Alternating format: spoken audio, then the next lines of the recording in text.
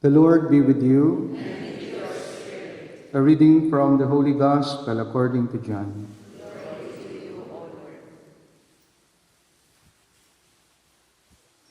Jesus said to his disciples, I am the true vine, and my Father is the vine dresser. Every branch in me that bears no fruit, he cuts away. And every branch that does bear fruit, he prunes to make it bear even more. You are pruned already by means of the word that I have spoken to you.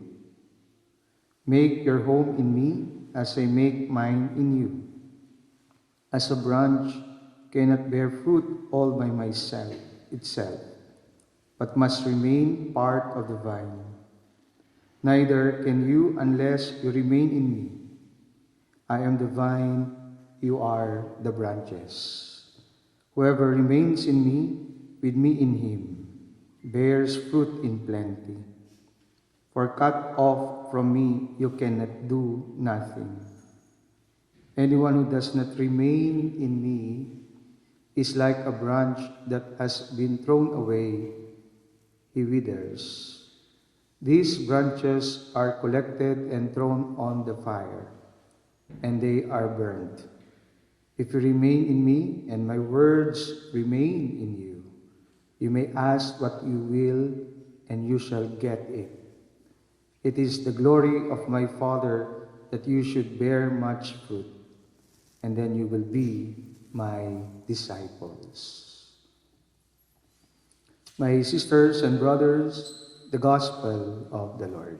Praise to you, Lord Jesus Christ. Tomorrow we will be given a chance to celebrate the Eucharist in the very apparition site. The problem is, it will be 5 o'clock in the morning. Simbang gabi. Because it is the only hour where we can celebrate it in private. But hopefully, okay lang sa inyo.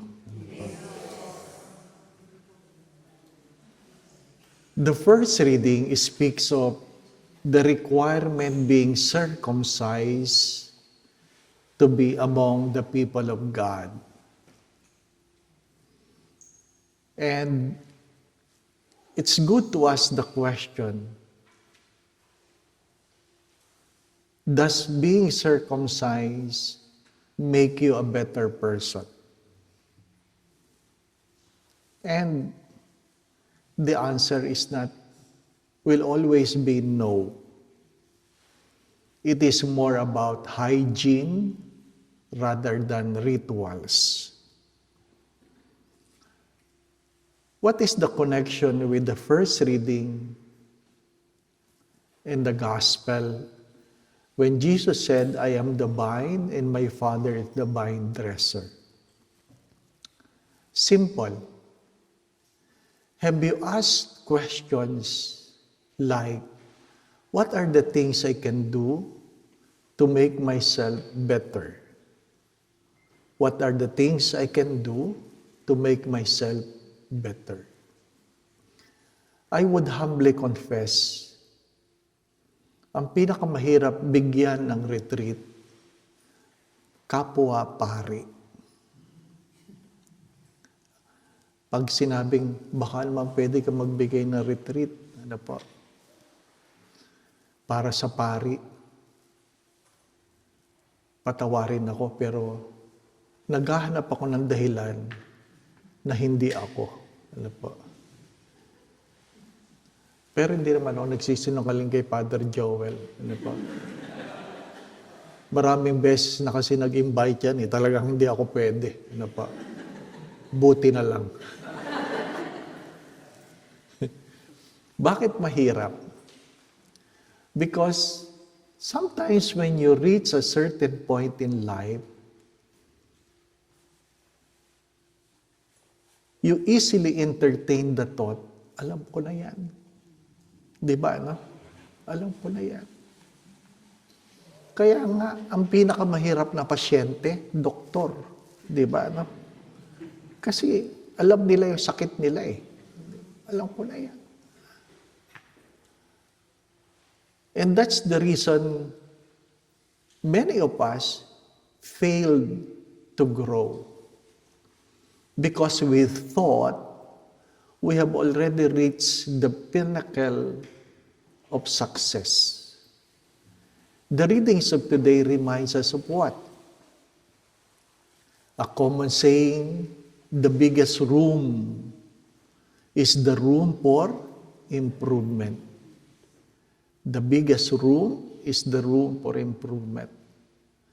Everyone is urged to be perfect. But even Saint John Maria Vianney have said this, you can never reach perfection. Because the moment you become perfect, you die. The world cannot contain a person who is perfect. The moment you become perfect, you die. But it should not be a reason for you not to pursue perfection. Because pursuing perfection, even though it's impossible, it gives you the opportunity to embrace excellence. If you pursue perfection, it will give you the opportunity to embrace excellence. At least you become excellent. Pruning is part of growing. Sabi nga nila, ang puno ng bunga, binabato. Kasabihan niya ng mga tao sa Batangas. Ano po ba? No? Ang punong-puno sa bunga, binabato. Bakit mo binabato? Para makuha mo ang bunga. Hindi sinasabing ang punong maraming dahon, binabato. Dahil kaya ka nagtanim para mayroong bunga.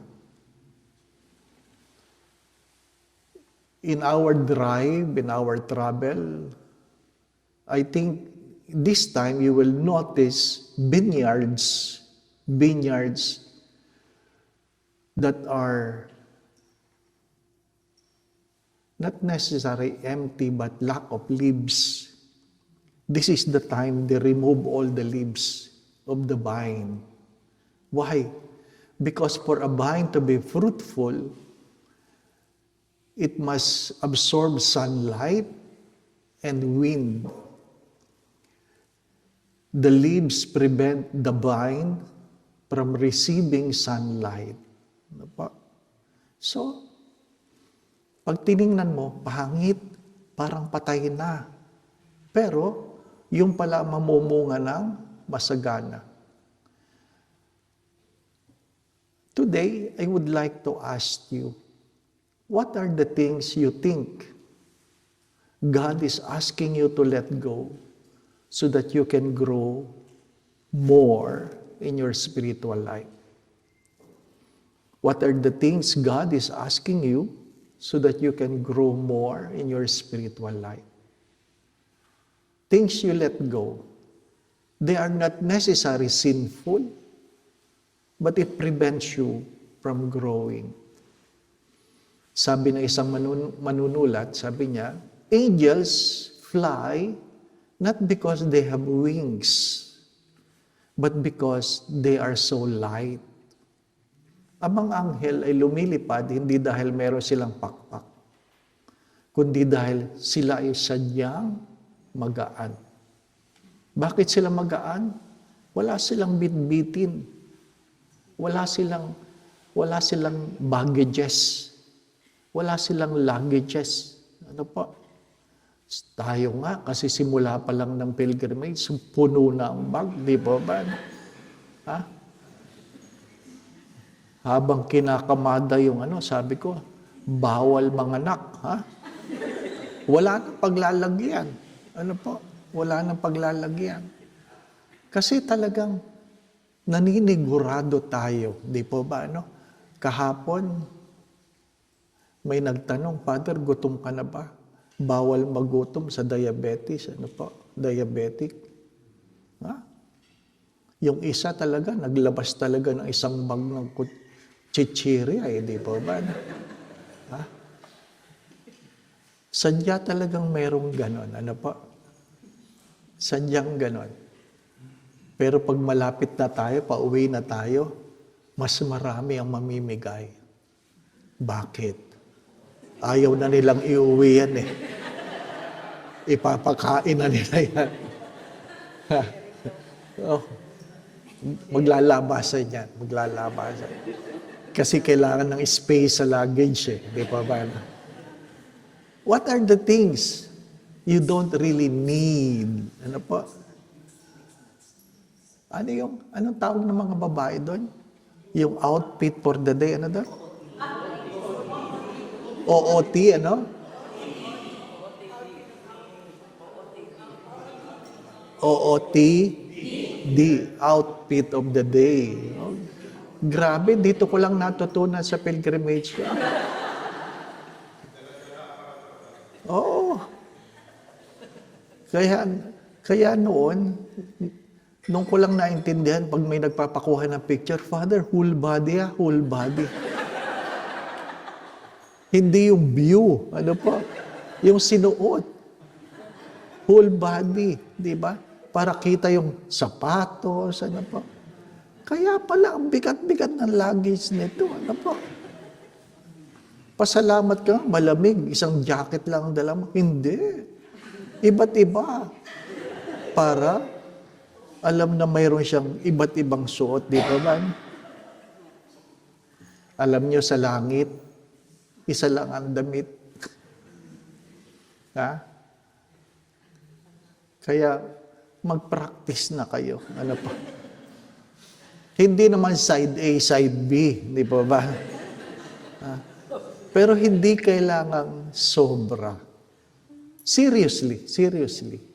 You ask yourself, the difference between needs and wants. Ito ba mga binibitbit ko? Kailangan ko ba talaga? O gusto ko lang? Gusto ko lang. Pagka minsan bumibigat ang buhay, humihirap ang buhay, malungkot ang buhay dahil marami tayong gusto na hindi naman talaga kailangan.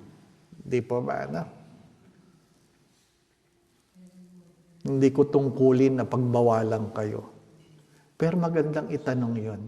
What are the things God is trying to prune in you so that you can grow and bear much fruit?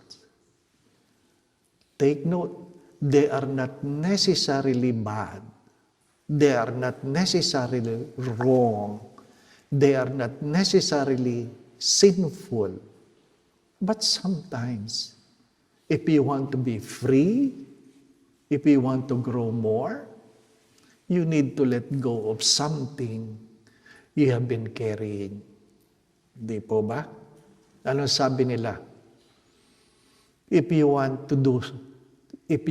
to be different this year than last year, you must be able to do something you have not done before.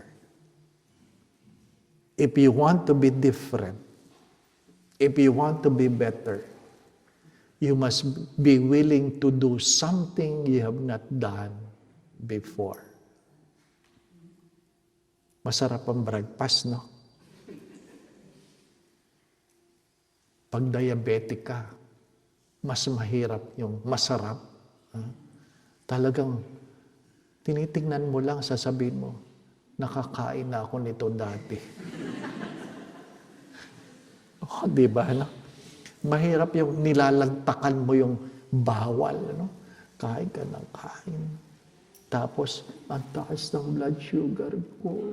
Di ba? Ganon talaga. Di ba ba? Kaya totoo yung sabi ng doktor. Kung gustong maging maayos ang buhay, basta masarap, bawal. Di ba? No? Ano sagot? Pwede naman, paminsan-minsan.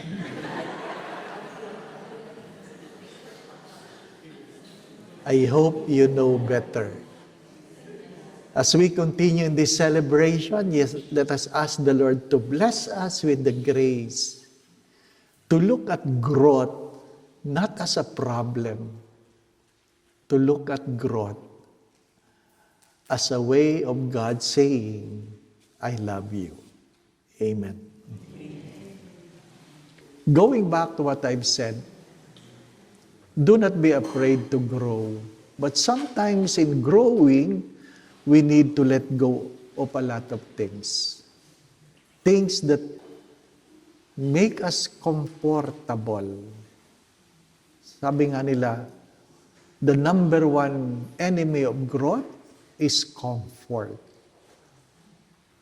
That's why even the scriptures says, sometimes God comforts the afflicted and inflict the comfortable.